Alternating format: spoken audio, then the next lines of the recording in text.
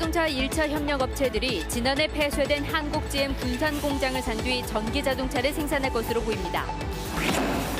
지난 20대 총선을 앞두고 상대 후보 캠프에 돈을 건넨 혐의로 민주당 안호영 국회의원의 친형과 선거 캠프 관계자 등 4명이 기소됐습니다. 안 의원은 혐의를 부인해 기소되지 않았습니다. 군산 A농협의 한 조합원이 무자격 조합원의 투표를 묵인한 농협을 경찰에 고발했습니다. 이번 고발과 별도로 민사소송이 제기되면 선거 무효까지 가능하다는 법률 전문가의 분석까지 나왔습니다. 군산의 도심을 가로질러 주민들을 불안하게 만든 송전선로가 오는 10월부터 지중화 공사에 들어갑니다.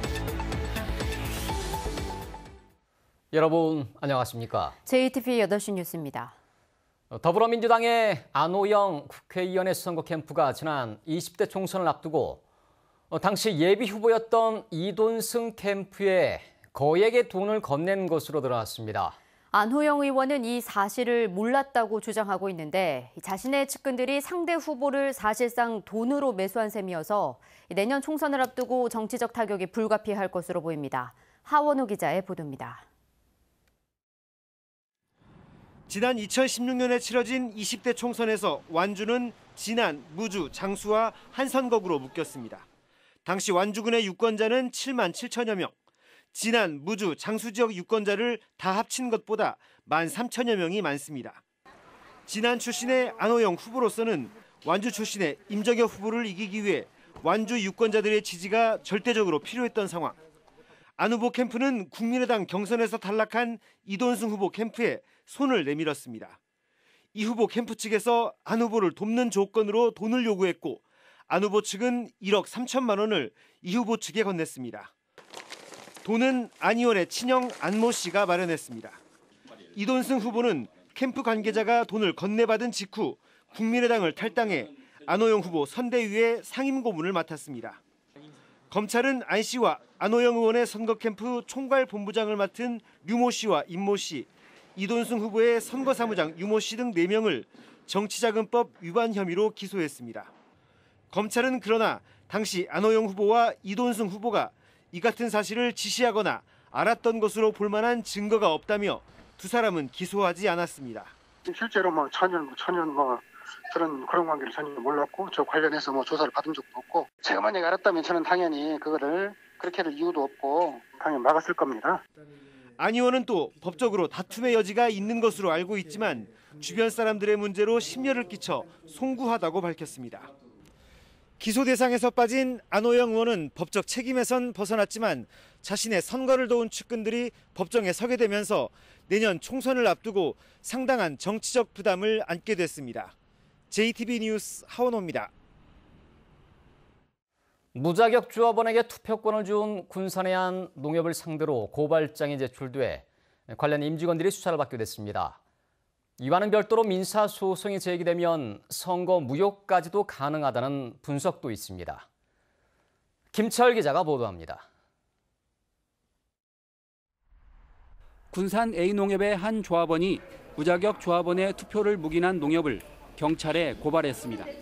공공단체 등 위탁 선거에 관한 법률의 제63조 사위 등재죄는 선거인 명부 작성에 관계 있는 자가 거짓 사실을 기재하거나 하게 한 때 3년 이하의 징역 또는 3천만 원 이하의 벌금에 처하도록 했습니다. 고발장을 제출한 조합원은 무자격 조합원에게 투표권을 준 농협의 행위가 거짓 사실을 기재한 혐의에 해당할 수 있다고 주장했습니다. 이 중앙위 공문에 보면은 정말로 이것을 하지 않으면 안 된다는 그런 뉘앙스로 계속 공문이 오는 거예요. 근데 그것을 묵인을 하고. 만약 고의성이 입증된다면 무자격 투표에 관여한 농협의 임직원들은 형사처벌을 받을 수도 있습니다. 이런 형사처벌과 별도로 조합원들이 민사소송을 제기하면 선거가 아예 무효로 선언될 수 있습니다. 해당 농협의 무자격 조합원이 2,000명으로 추산돼 사안이 심각한 만큼 선거 무효 판결이 가능하다는 겁니다. 선거 무효 소송도 충분히 가능하고 그리고 아주 중대한 하자 같아요. 유권자가 아닌 사람이 유권자로 돼 있으니까요. 그 정도 그 숫자도 2,000명 이상이니까 이건 투표 절차의 중대한 하자입니다. 그래서 선거 무효 판결을 받을 가능성이 유력합니다. 무자격 조합원에게 투표권을 준 한 농협의 행위가 임직원들의 형사처벌 여부는 물론 선거 무효 소송에도 휘말릴 가능성이 커졌습니다. JTB 뉴스 김철우입니다. 지난해 5월 폐쇄된 한국GM 군산공장의 매각이 임박했습니다. 빠르면 내일 새 주인이 확정될 것으로 보입니다. 송창용 기자의 보도입니다. 지난해 말부터 추진해온 한국GM 군산공장의 매각 협상이 사실상 마무리됐습니다. 한국GM은 빠르면 내일 현대자동차 1차 협력업체를 중심으로 한 국내 기업 컨소시엄과 군산공장 매각에 관한 협약을 할 것으로 전해졌습니다. 우선 협상을 했고 거기에서 충분하게 실사 다 마무리했고 그래가지고 현재로서는 충분히 서로 가능하다고. 이 컨소시엄은 군산공장에서 국내외 대기업의 위탁을 받아 전기자동차를 생산할 계획인 것으로 알려졌습니다. 전기자동차를 선택한 것은 세계 각국이 기후변화에 대비해 탈석유 정책을 펴고 있기 때문인 것으로 풀이됩니다. 이 컨소시엄은 군산공장 설비를 활용하면서 이곳에서 일했던 근로자 일부도 다시 고용할 전망입니다. 지난해 군산공장에서는 근로자 2,000명 가운데 1,300여 명이 희망퇴직했습니다. 다만 전기차를 생산하기 위해선 일부 설비를 교체하는 등 준비가 필요하기 때문에 실제로 군산 공장이 재가동되기까지는 1, 2년의 시간이 더 걸릴 것으로 보입니다. 전라북도는 군산 공장이 새 주인을 찾으면 전북 군산형 일자리와 연계해 지원하는 방안을 추진할 계획입니다. JTB 뉴스 송창용입니다. 오염 토양 반입 정화 시설을 임실에서 내보내기 위한 사자 면담이 처음으로 열렸습니다. 해당 업체를 제외한 자치단체들과 주민대책위가 모인 건데요. 앞으로도 여러 차례 더 만날 예정인데 빠른 해결책이 나올지 주목됩니다. 정원익 기자입니다. 오염토양 반입 정화시설을 반대하는 임실 주민들은 지난달 말 광주시청 앞에서 대규모 집회를 열었습니다. 광주시는 이날 주민대책위 대표단에게 처음으로 사자 면담을 제안했습니다. 그리고 한 달 만에 광주시와 전라북도, 임실군, 그리고 주민대책위가 한자리에 모였습니다. 임실군과 대책위 반대로 업체 측은 빠졌지만 첫 번째 사자 면담입니다. 광주시와 전라북도, 우리 임실군에서 서로 협력할 수 있는 방안을 찾아가지고 어떤 방법을 내놓는다면 우리도 이게 좀 빨리 해결이 되지 않을까 그런 기대감이죠. 비공개로 진행된 이번 면담에서는 토양 정화 시설을 임실에서 내보내기 위한 여러 방안들이 논의됐습니다. 당장 구체적인 결정이 내려지진 않았지만 앞으로 여러 차례 더 만나 서로의 입장을 조율할 예정입니다. 한두 번 만나서 해결될 것이라고는 저희도 기대는 하지 않고 서로 간의 입장을 조율하면서 또 좋은 결과를 도출할 수 있도록. 이달 말까지 오염 토양을 반출하지 않으면 업체 진입로인 다리를 철거하기로 한 임실군은 당분간 면담 과정을 지켜본 뒤 철거를 결정할 계획입니다. 대책위 역시 다음 달 1일로 예정된 대규모 집회 개최 여부를 검토 중입니다.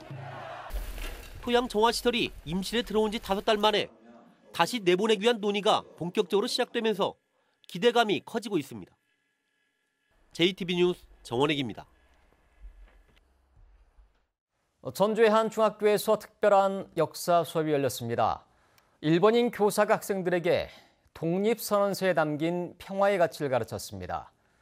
이 특별한 수업은 올해로 15년째 이어지고 있습니다. 오정현 기자가 보도합니다.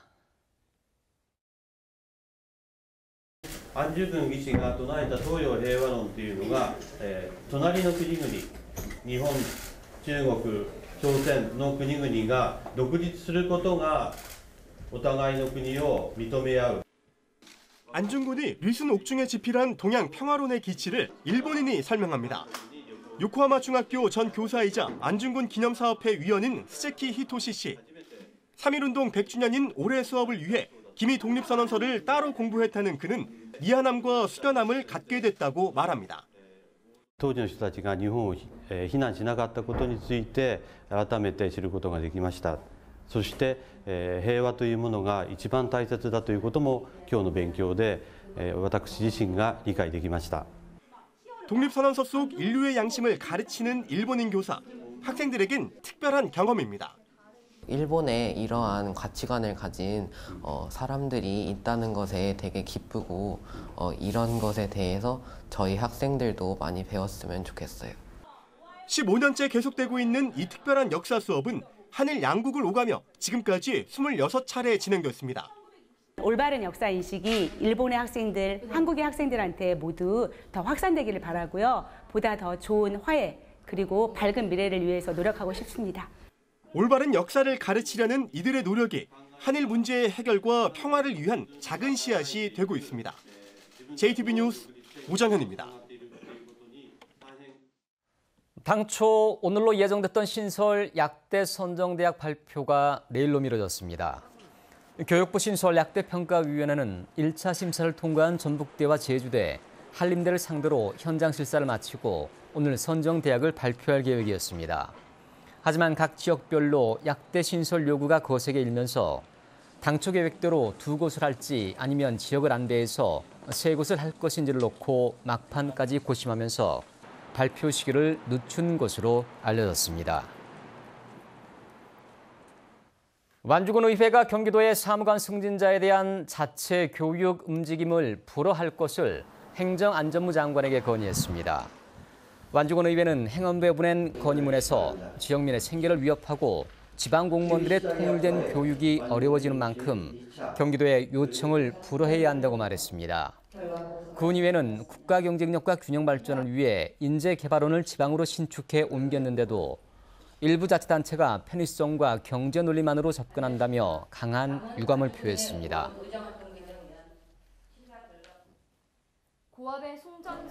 군산의 도심 지역을 가로지르면서 주민들이 피해를 호소해왔는데요. 한전이 적자를 이유로 2009년에 지중화 사업을 중단한 뒤 10년 만에 공사가 시작될 전망입니다. 김진형 기자입니다. 군산의 한 아파트 단지입니다. 손에 닿을 듯 가까운 거리에 15만 볼트의 고압 전선이 지나갑니다. 비가 오는 날이면 굉음을 쏟아내 창문 근처에 가기가 두렵기만 합니다. 소리가 상당히 크게 해가지고 귀에 무엇이 들어가서 우는 것 같은 그런 느낌을 받아요. 아파트 밀집 지역을 고압의 송전선로가 지나가면서 주민들이 고통을 겪고 있지만 송전선로를 땅에 묻는 지중화 사업은 한전의 적자 탓에 2009년 중단됐습니다. 2년 전 군산시와 한전이 가까스로 사업비 70억 원을 공동 부담하기로 합의해 지난해부터 1.4km의 송전선로를 땅에 묻는 설계 작업이 진행되고 있습니다. 설계가 끝나는 대로 지중화 공사에 들어가게 됩니다. 주민들을 불안에 떨게 한 송전선로에 대한 지중화 사업이 빠르면 오늘 10월쯤 시작될 전망입니다. 그러나 함께 지중화 공사를 하기로 한 송전선로 인근의 변전소 처리는 불투명한 상황입니다. 있는 구조물의 한 3분의 1 정도만 지중화가 되는 거거든요. 군산의 이 장기적인 발전을 위해서는 그 지역이 전체가 지중화가 돼서 저희 거기에 건물이 들어서서 그쪽 상권 발달에 같이 되는 게. 주민들은 송전선로 지중화에 이어 지역 발전을 막는 변전소도 빠른 시일 안에 대책이 세워지기를 바라고 있습니다. JTB 뉴스 김진영입니다. 정부 공직자윤리위원회가 공개한 자료에 따르면 올해 기준 송하진 도지사의 재산은 18억 5천만 원으로 지난해보다 3억 3천만 원 늘어났습니다. 송성환 도의장의 재산은 2억 800만 원으로 지난해보다 1,800만 원 증가했습니다. 김승환 교육감은 지난해보다 2천만 원 줄어든 6억 4천만 원이었습니다. 전북 국회의원 10명 가운데에서는 정동영 의원의 재산 증가액이 2억 8,600만 원으로 가장 많았고 김관영 의원의 증가액이 2억 7,800만 원으로 뒤를 이었습니다. 일본 후쿠시마산 수산물의 수입에 대비해 원산지 표기를 한층 강화하는 법안이 발의됐습니다. 국회 김광수 의원은 제품을 표시할 때 국가와 지역명을 모두 표기하도록 하고 이를 위반할 경우 3년 이하 징역 또는 3천만 원 이하의 벌칙을 부과하는 내용의 원산지 표기 강화법을 발의했습니다. 김광수 의원은 지난해 한 대형마트가 일본 가공식품을 판매하면서 공장 주소의 후쿠시마 지명을 제거해 논란이 일었고 다음 달 세계무역기구의 소송 결과에 따라 후쿠시마의 수산물 수입도 재개될 수 있어 법안을 발의했다고 밝혔습니다. 전주 항공대 이전 사업이 완료됨에 따라 에코시티 2단계 개발 사업이 추진됩니다.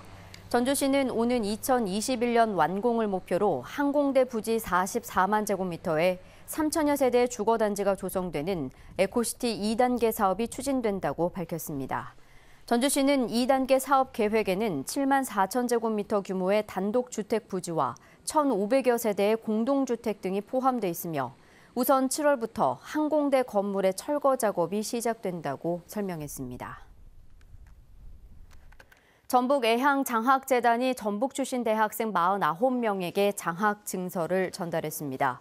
이들 학생은 대학 4년 동안 B학점 이상의 성적을 유지하면 1,600만 원의 장학금을 받게 됩니다. 전북애향장학재단은 지난 1981년부터 지금까지 2,564명에게 50억 4천만 원을 장학금으로 지원했습니다. 오늘 오후 3시 40분쯤 전주시 평화동의 한 사거리에서 승용차 2대가 부딪히면서 한 대가 인도로 튕겨져 들어갔습니다. 이 사고로 운전자와 동승자 등 7명이 크고 작은 부상을 입었습니다. 경찰은 좌회전하던 차량이 신호를 위반해 직진하던 차량을 들이받은 것으로 보고 정확한 사고 경위를 조사하고 있습니다. 전주 완산경찰서는 보이스피싱 등을 통해 받은 돈을 조직에게 건네려 한 혐의로 전달책 42살 서모 씨를 구속했습니다. 서 씨는 지난 25일 전주시 중화산동의 한 도로에서 45살 조모 씨로부터 현금 2,900만 원을 받은 뒤 보이스피싱 조직에 전달하려 한 혐의를 받고 있습니다. 아르바이트를 찾던 조 씨는 통장에 들어온 돈을 건네주면 수수료를 준다는 광고를 수상하게 여겨 경찰에 신고한 것으로 알려졌습니다. 오늘 밤부터 내일 아침 사이에는 일부 지역에 안개가 끼겠습니다. 내일은 구름이 많겠습니다. 아침 최저 기온은 2도에서 5도로 오늘보다 1, 2도가량 낮겠습니다. 낮 기온은 전주 17도, 익산 16도 등 14도에서 17도로 오늘과 비슷하겠습니다. 미세먼지 농도는 종일 나쁨 수준을 보이겠습니다. 주말인 모레는 한 차례 비가 오겠고 그 밖의 날은 고기압의 영향으로 대체로 맑고 포근하겠습니다.